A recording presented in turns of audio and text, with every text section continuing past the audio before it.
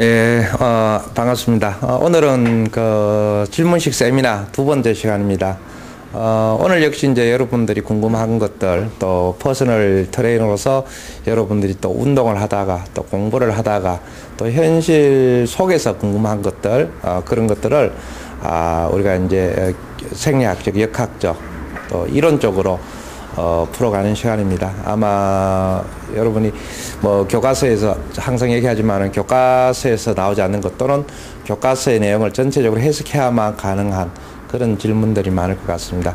이제 거기에 대해서 오늘도 그 답변하는 시간을 갖고 또 먼저 질문 또 여러분들도 앞으로 또 있으면서 운동하시면서 그 궁금한 질문들이 있으면은 항상 이렇게 기억을 해놔셨다가 또 이런 시간 앞으로 계속적인 이런 시간을 가질 테니까 이런 시간에서 또 그런 다양한 질문들을 많이 해주시기를 바라겠습니다. 그럼 먼저 첫 번째 질문을 받도록 하겠습니다.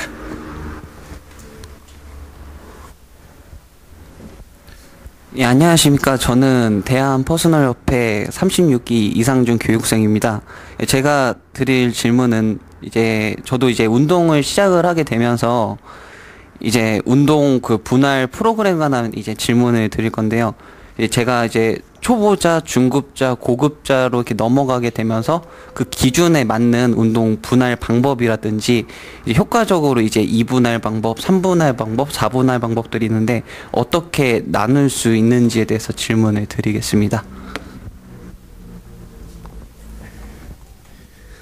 예, 아주 좋은 질문이고 아마 여러분들이 여기에 대해서 많이 궁금할 것 같고요. 그리고 사실 여기에 대해서 현재는 그렇게 큰 기준이 없죠. 그래서 그냥 다른 사람이 하는 대로 여러분이 따라하고 뭐 고급자들이 이렇게 하면 이렇게 하고 그냥 하는 것 같아요. 또 저도 옛날에 운동하다 보니까 그 옛날에 이제 그 운동 프로그램 시스템이 있었죠. 그 프로그램 시스템이 있지 않습니까? 그 시스템 보면은 무조건 초보자도 3분할부터 시작하는 경우가 많아요. 그 프로그램, 그 CD 같은 데 보면 프로그램 있잖아요. 파는 것들. 그런 거 보면은 그냥 초보자하고 중급자하고 무조건 이제 3분할부터 시작하는데, 거기에 대해서 굉장히 잘못 접근된 거죠. 그래서 그래서 굉장히 사실은, 굉장히 좋은 질문입니다. 그리고 현재 거기에 대해서 여러분들이 많이 고민은 하지만은 또 이 부분에 대해서 구체적으로 명확하게 이 기준을 제시해 주는 경우는 없는 것 같아요. 그래서 오늘은 그 질문에 대해서 한번 제가 나름대로 기준을 한번 이렇게 잡아 드리도록 하겠습니다. 먼저 우리가 이 프로그램 할 때 가장 초보자 운동 프로그램 분할 기준이죠. 그죠? 이렇게 잡으면 되겠습니까? 제목을 운동 프로그램의 분할 기준이라고 잡았을 때, 먼저 초보자를 한번, 가지고 얘기하고, 초보자, 중급자, 상급자, 이런 건데, 우리가 이것을 논하기 이전에, 저번 시간이나 아마 이런 얘기를 한번 한 적 있을 겁니다.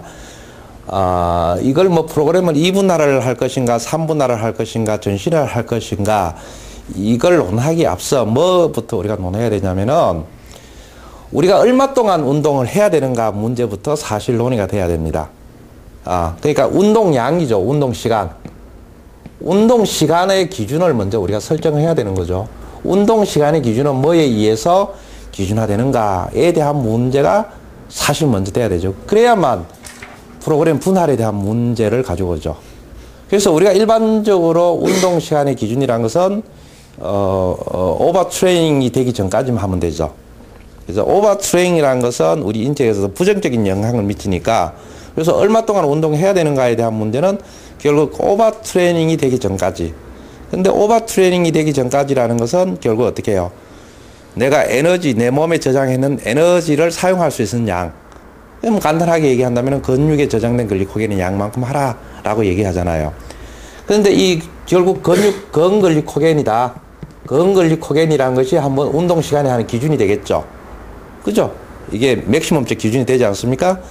그렇다면 결국 그 운동이라는 것은 근글리코겐에 저장된 양인데 이 근육에 저장된 글리코겐이라는 것은 사람에 따라 또 다 다르다라는 거예요.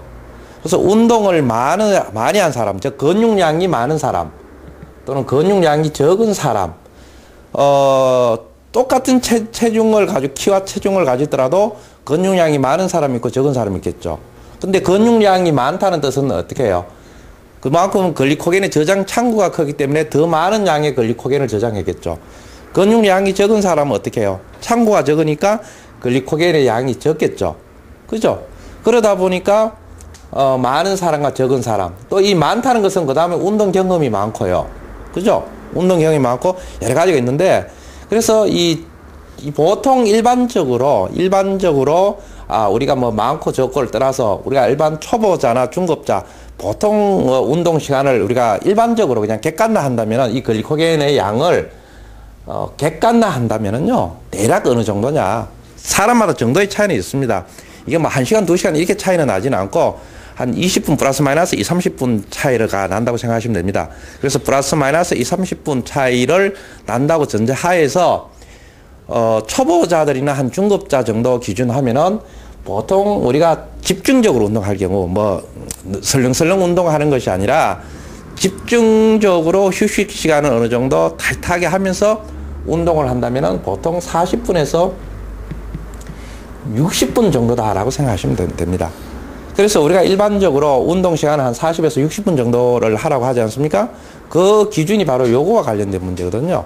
그러니까 사람의 근육량이라든가 또 사람의 어떤 뭐 운동 회복 속도라든가 그다음에 에너지를 사용할 때 어떤 에너지를 사용 요율이라 그죠? 효율성. 사람마다 이것을 효과적으로 쓰는 사람이 있고 좀 비효율적으로 쓰는 사람도 있잖아요. 그 사람마다 그게 다 다르거든요. 거기에 따라서 보통 한 40분에서 60분. 또 운동을 오래 해서 근육량이 많은 사람은 1시간 이상도 할 수가 있습니다. 근데 이제 뭐 그런 사람을 일단 논외로 하고, 보통 일반적인 사람들, 운동 경력이 한 1년 미만인 사람들을 기준으로 한다면은 한 40에서 60분 정도가 적절한 운동 시간이라고 하면 됩니다. 그리고 이 프로그램의 분할이라고 할 때는, 그래서 시간에 대한 기준을 사실 먼저 설정해야 됩니다. 그래서 일반적으로 그러면은 시간은 40분에서 60분 정도를 운동한다고 하고, 거기에 맞는 프로그램을 해야 되죠. 그래서 그 모든 사람이 시간은 한 이 정도가 그냥 객관적 기준은 40분에서 1시간 정도의 운동을 한다고 했을 때 어떤 프로그램이 맞느냐, 분할을 몇 분할로 해야 되는가, 이렇게 논해야 되겠죠. 그냥 몇 분할을 하는 게 맞다라고 접근하는 것이 아니라, 내가 운동을 1시간 할 경우에, 그러니까 효율적인 운동의 시간을 먼저 선정해 놓고 그 시간 내에 내가 효율적인 에너지를 사용할 수 있는 시간 내에 그러면 내가 몇 분할을 해야 될 것인가, 이렇게 논해야 여기서 올바른 분할에 대한 기준을 설정할 수 있는 거죠.